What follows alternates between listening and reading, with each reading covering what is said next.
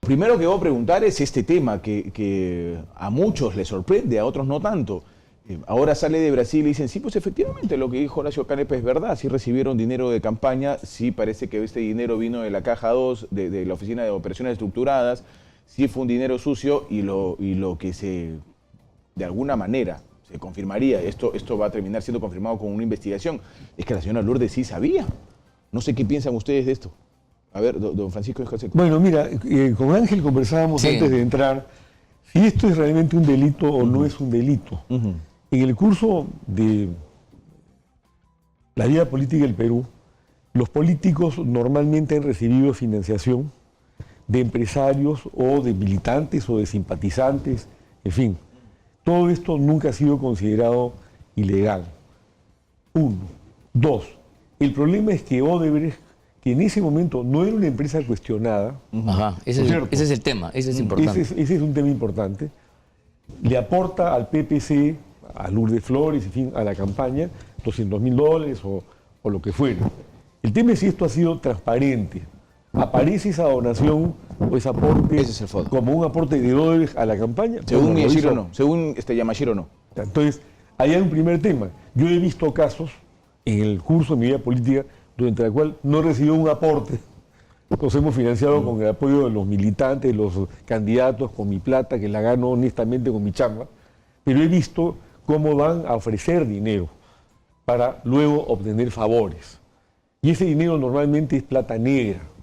Vimos, por ejemplo, el caso de Toledo, bueno, que ya es visible, pero durante una de las campañas de Toledo, que entiendo que Soros, a través de la Open Society, le hizo llegar $500.000, que luego fueron remesados a Estados Unidos por su sobrino. Sí, 4 suyos estuvo por medio, ¿no? Claro. ¿No? Entonces, esa es plata negra. Y obviamente él se le embolsicó, no entró a la campaña. ¿Ok? ¿Y para qué vino? No se sabe bien. Hay que investigar, como tú dices, entonces, cómo se ha realizado, cómo se ha concretado esta relación político-económica entre el PPC, Lourdes Flores y Odebrecht. Esa es la figura. Antes de decir, acá hay un delito. Exacto. Distinta es la figura, si me permites, para terminar, cuando, por ejemplo, he escuchado por ahí que en el caso de García Pérez, que claramente ha dicho el funcionario de Odebrecht que la plata salió de la Caja 2, que es la caja de la coima, y que le pagaron por la conferencia, le pagó Odebrecht de la Caja 2, los $100.000.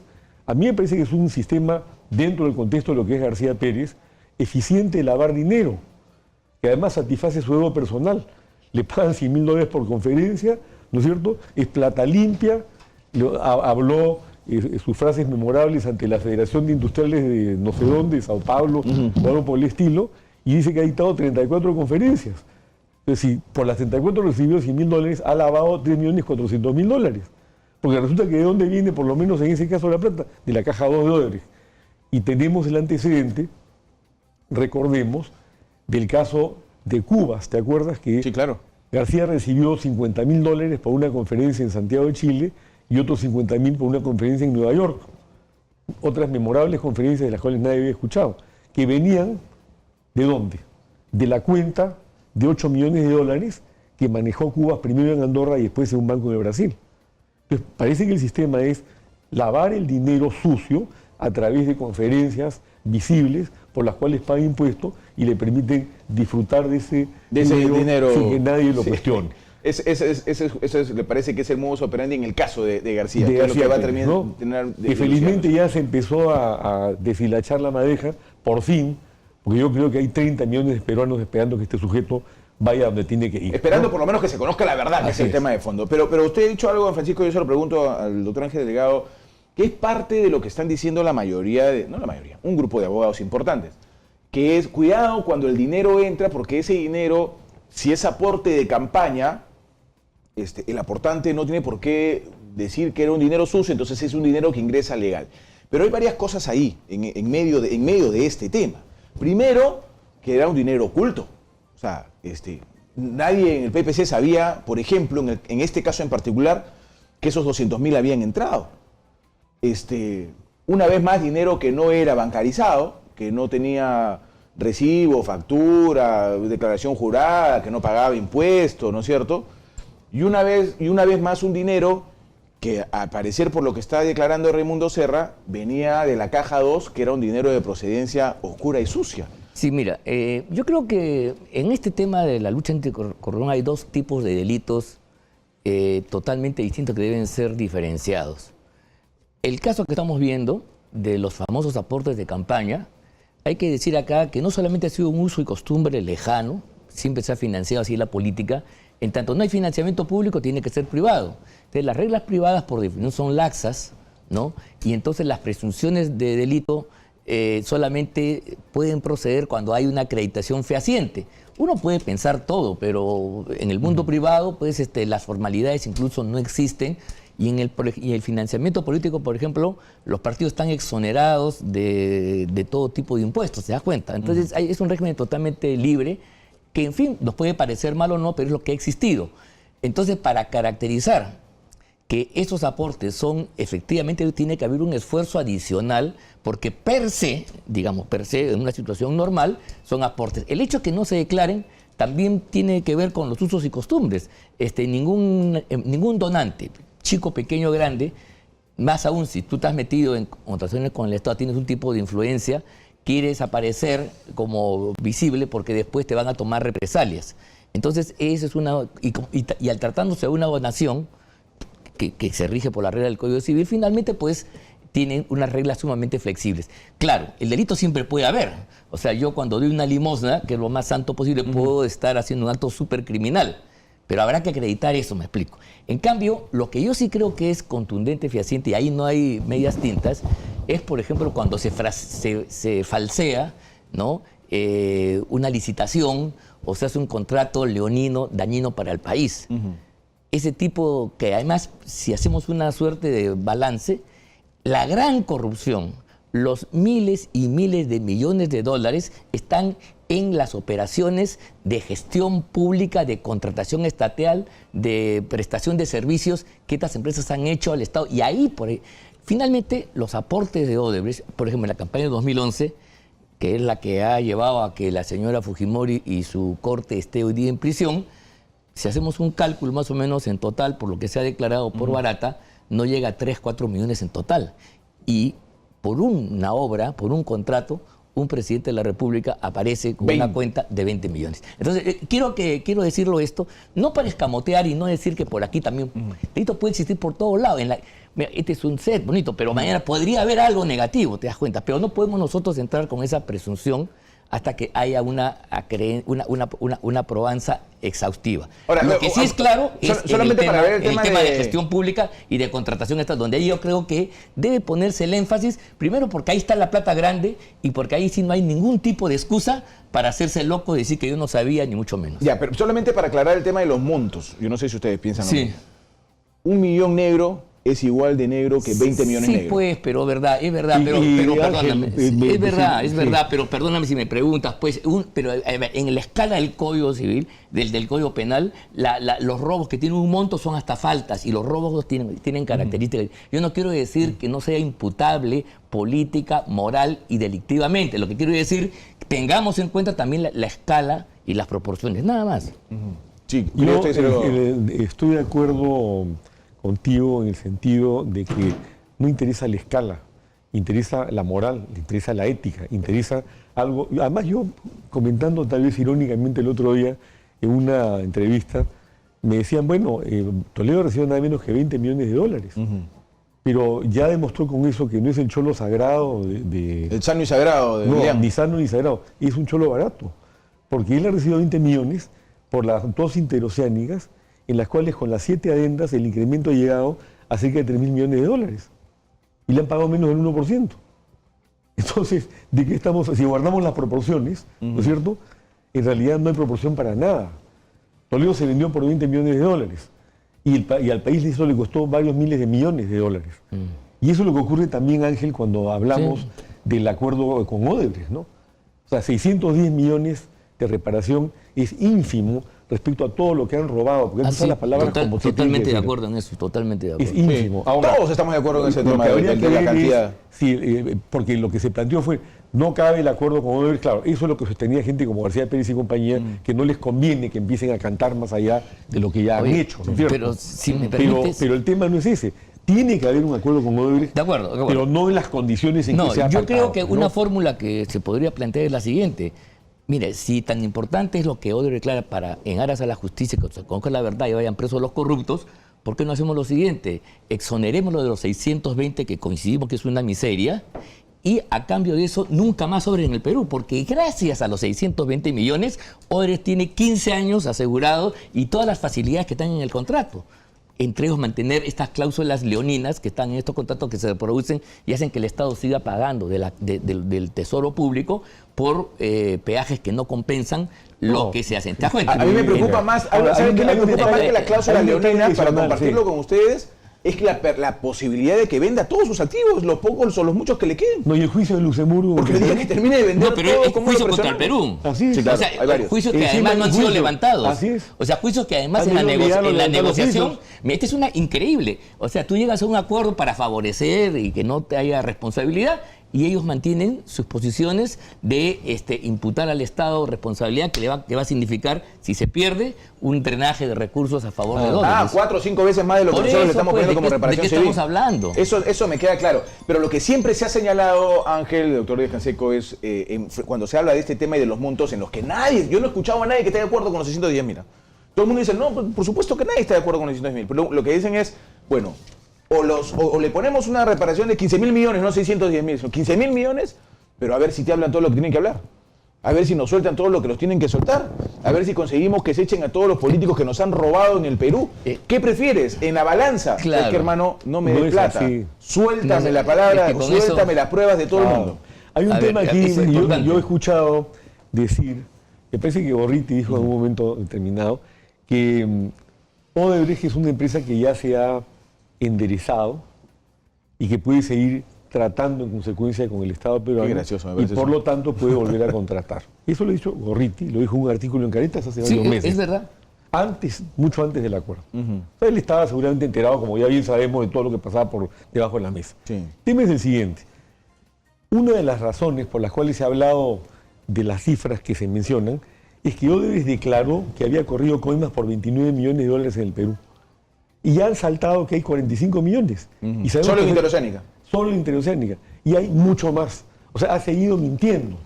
¿Hasta dónde va a ser válido el acuerdo en términos de que va a echar a sus ex socios? O a sus socios todavía. ¿Hasta dónde va a servir la investigación en un escenario en el cual es una vergüenza el acuerdo al que se ha llegado?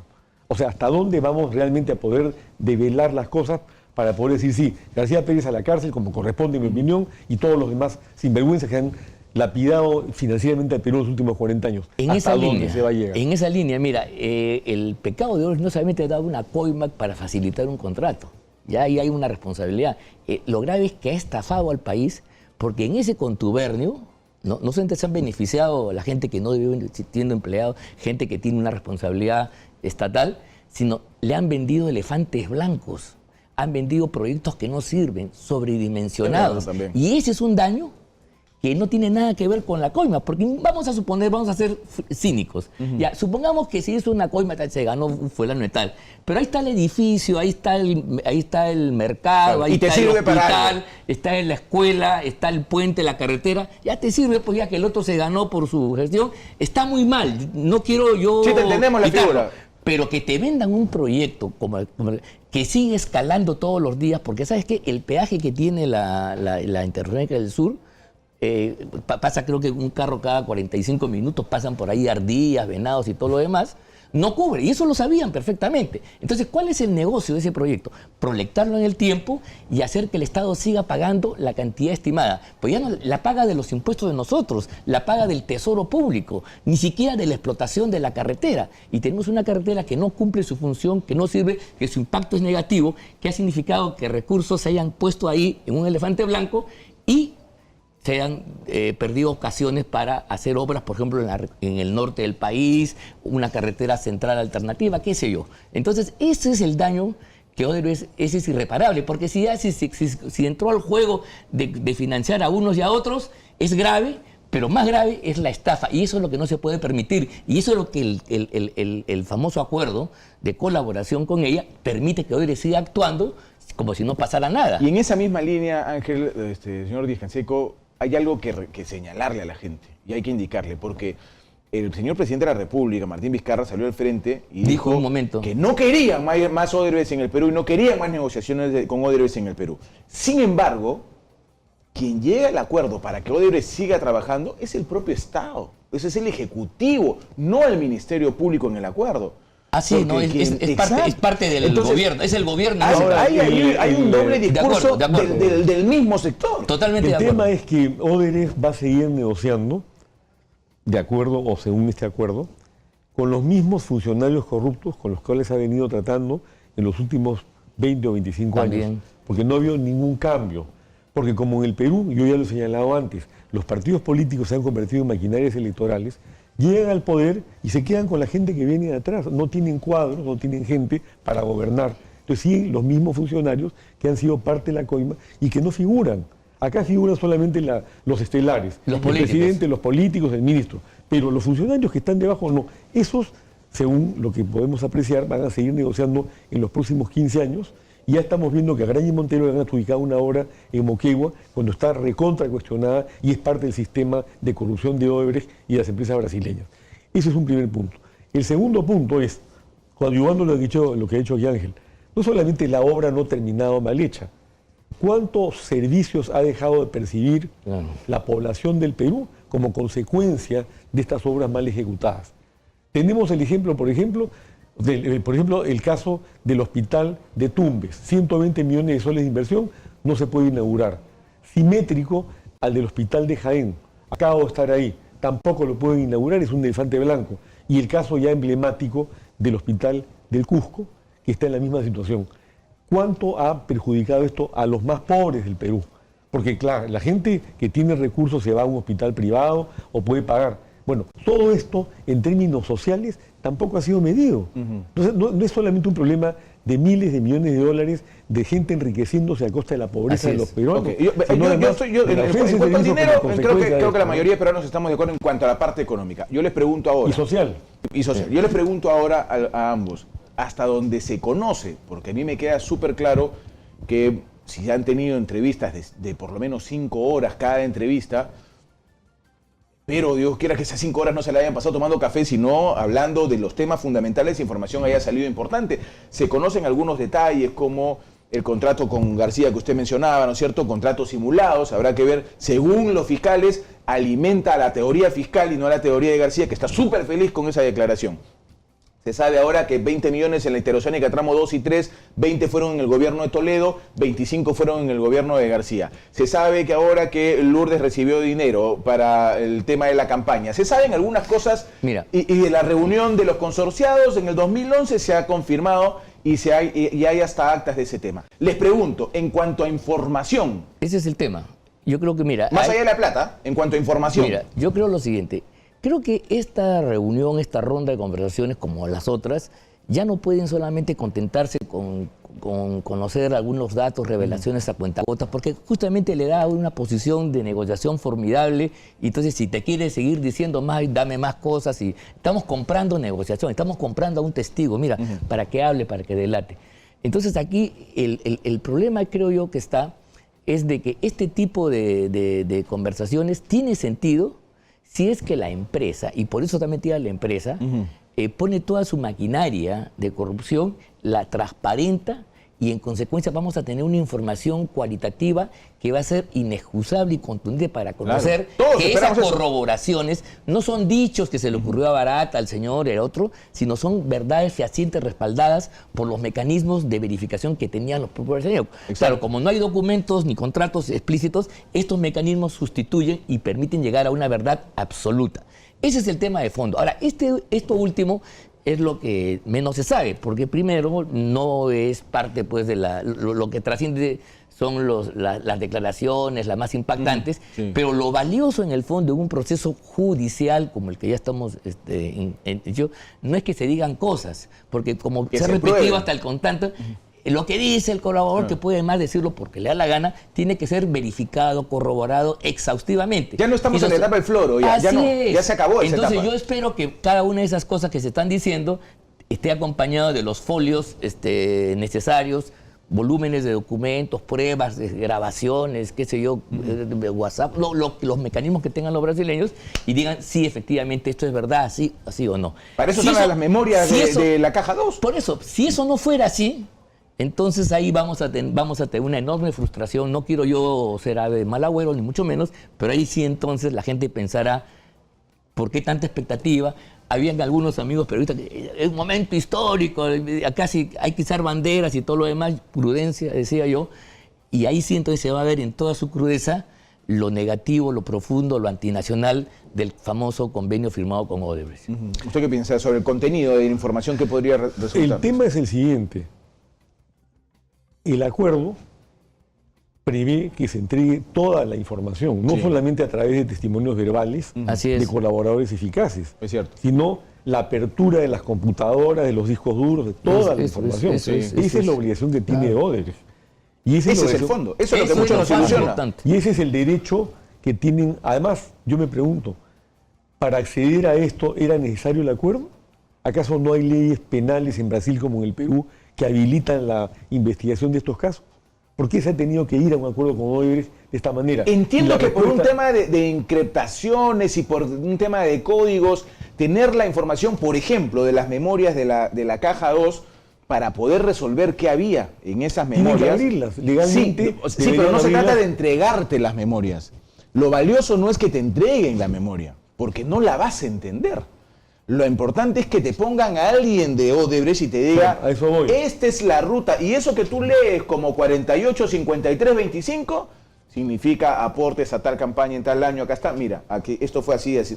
No hay otra forma. Y eso es mediante un acuerdo. Pero no, tampoco es mediante un acuerdo. Porque la obligación, ¿no es cierto?, es declarar y decir la verdad. Con el acuerdo, pues. Bueno, pero sin el acuerdo no hay obligación. Si hay obligación, porque hay un delito cometido. A ver, explíqueme eso.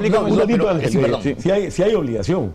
El tema es que el acuerdo facilita que estos sinvergüenzas no oculten la información. Pero la obligación de ellos de dar la información, aunque no haya acuerdo, sí existe. Si no, imagínate, tú asesinas a una persona y cubres todos los flancos. Una película que acabo de ver muy buena de Anthony Hopkins, que les recomiendo, que se llama Fractura.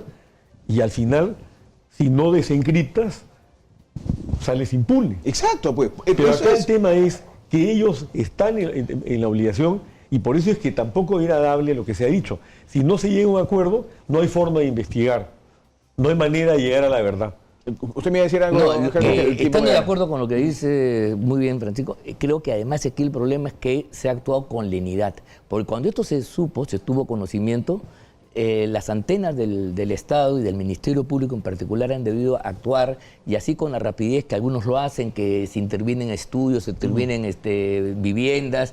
Había que intervenir las oficinas de Odebrecht y capturar a todos los funcionarios. Eso lo he dicho 20 veces y nos hemos quedado como vigilantes. Mira, el sentido cabal, prístino, original, verdadero de la Constitución es que tú a los culpables los confrontes y consigas lo siguiente, que la libertad de uno por la prisión de otro.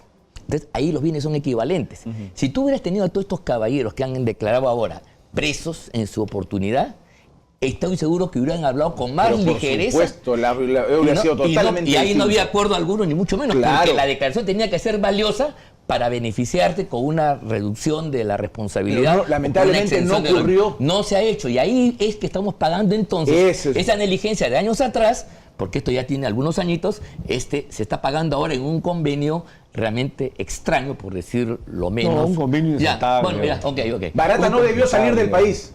Y las oficinas de Odebrecht debieron estar allanadas cuando se supo esta. Al día siguiente. Y vas a ver tú cómo negociaba de otra manera. Pero por supuesto. Y hubiera tenido una información valiosa, no ahora, sino hace 2 años. Yo completamente de acuerdo con eso. La historia hará pagar a quienes tuvieron la responsabilidad de hacer eso. Muchas gracias a ambos, han sido muy amables. Muchas gracias. Gracias por esta interesante entrevista, interesante diálogo sobre lo que está pasando en Brasil.